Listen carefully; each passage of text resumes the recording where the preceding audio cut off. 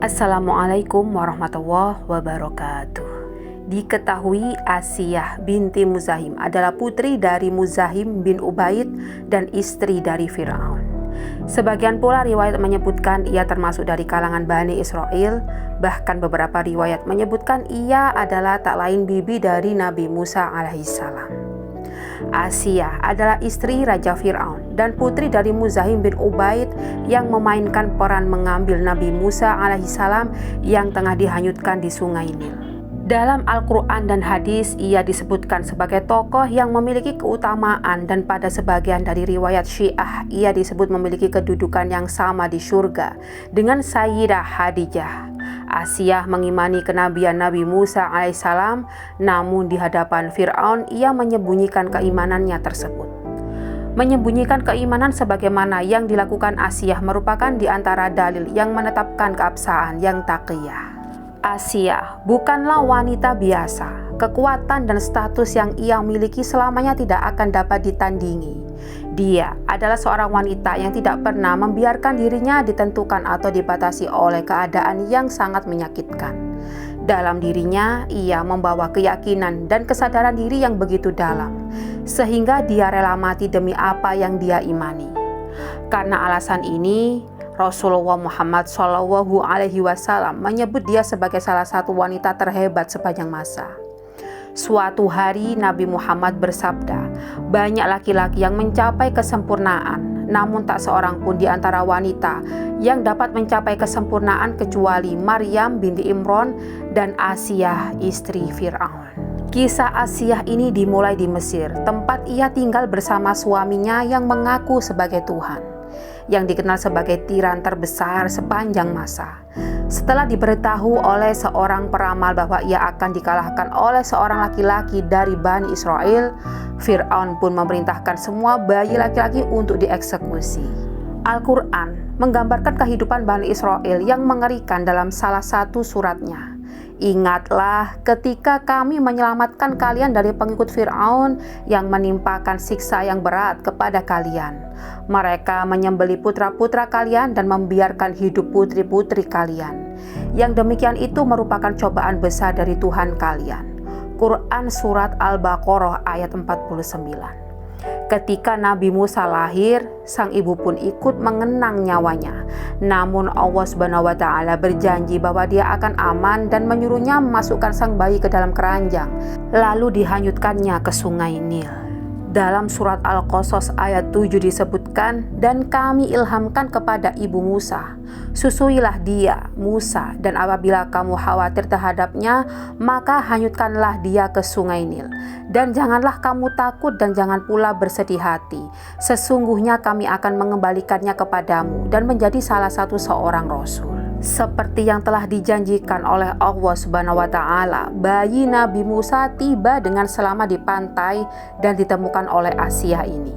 Ia bahkan mampu meyakinkan suaminya untuk menjaga dan merawat anak tersebut. Allah juga berfirman dalam Al-Quran Surat Al-Qasas ayat 8-9. Maka dia dipungut oleh keluarga Fir'aun agar kelak dia menjadi musuh dan kesedihan bagi mereka. Sungguh Fir'aun dan Haman bersama bala tentaranya adalah orang-orang yang berdosa. Dan istri Fir'aun berkata, dia adalah penyejuk mata hati di hadapan dan bagimu. Janganlah kamu membunuh, mudah-mudahan dia bermanfaat kepada kita atau kita ambil dia menjadi anak. Sedang mereka tidak menyadari akibatnya. Musa pun dibesarkan di bawah perlindungan Asiyah di rumah sang raja. Ia tumbuh menjadi seorang nabi besar yang mengajak umatnya untuk menyembah Tuhan yang Maha Esa. Namun karena memilih Fir'aun, hanya sedikit orang yang mempercayainya. Fir'aun menyatakan dirinya sebagai Tuhan dan banyak Bani Israel yang takut untuk tidak mentaatinya.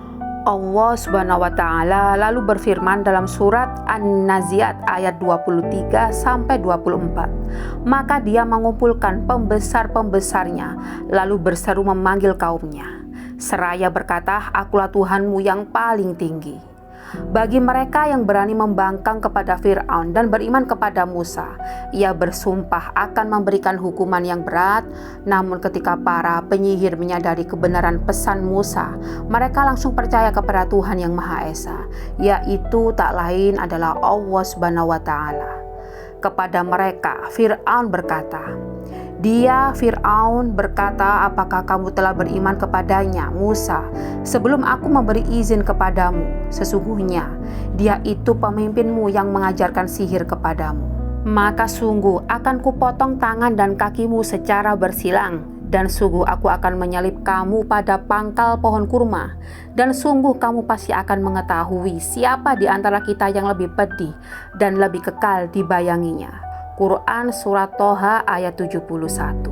Ketika sang raja mengetahui bahwa sang istri mengamini kekuasaan Allah, dia tidak segan menyiksanya dengan kejam. Di sisi lain, keyakinan Asiyah kepada Allah begitu kuat sehingga menjadikannya sebagai simbol yang abadi. Dalam surat At-Tahrim ayat 11 disampaikan, "Dan Allah menjadikan istri Fir'aun perumpamaan bagi orang-orang yang beriman ketika ia berkata, 'Ya Robku, bangunkanlah untukku sebuah rumah di sisimu dalam Firdaus, dan selamatkanlah aku dari Fir'aun dan perbuatannya, dan selamatkanlah aku dari kaum yang zalim.'" Asiyah adalah seorang ratu, istri dari salah satu pria paling berkuasa di muka bumi saat itu. Sepanjang hidup, ia menjalani kehidupan dengan kekayaan dan kemewahan yang tak bisa tertandingi. Namun dia tahu bahwa rumah yang sebenarnya adalah di surga. Kemudian dia tidak memiliki kehidupan di kehidupan dan tidak ditentukan oleh kejahatan pria yang dinikahinya. Pikiran dan jiwa tetap independen dari suaminya, yang mana hatinya bukanlah budak keyakinannya.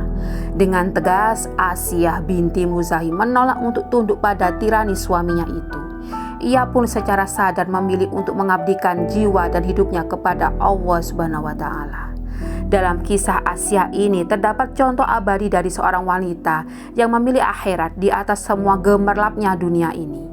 Cintanya kepada Allah dan rumah bersamanya mengilhaminya untuk menghadapi tiran terbesar sepanjang masa yang harus ia bayar dengan hidup dalam proses. Asiyah binti Muzahim adalah salah satu contoh yang bisa diteladani oleh orang-orang yang beriman. Hubungan antara ia dengan Fir'aun yang kafir tidak menjadi mudarat bagi Asiyah sedikit pun. Apa yang dikisahkan dalam Al-Quran adalah sebuah makna bahwa Asiyah merupakan perempuan pejuang. Ia hidup di bawah raja sekaligus suaminya yang zalim. Ia bisa memberontak melawannya dan mempertahankan keyakinan apapun resiko yang ia dapatkan. Saat Fir'aun mengetahui bahwa Asiyah beriman kepada Allah dan Rasul-Nya, ia membuat pasak-pasak untuk istrinya dan mengikat tangan dan kakinya. Kemudian ia menyiksanya di bawah terik matahari, namun penyiksaan tersebut tidak membuat Asiyah lari dan mengharap belas kasihnya. Asiyah berdoa untuk keselamatannya dan memohon kepada Allah untuk dijauhkan dari kekufuran seperti yang dilakukan suaminya. Bahkan Rasulullah bersabda, "Cukup bagimu dari segenap perempuan di alam ini." 4 perempuan itu yaitu Maryam putri Imran, Khadijah binti Khuwailid, Fatimah binti Muhammad, dan Asiyah istri Fir'aun.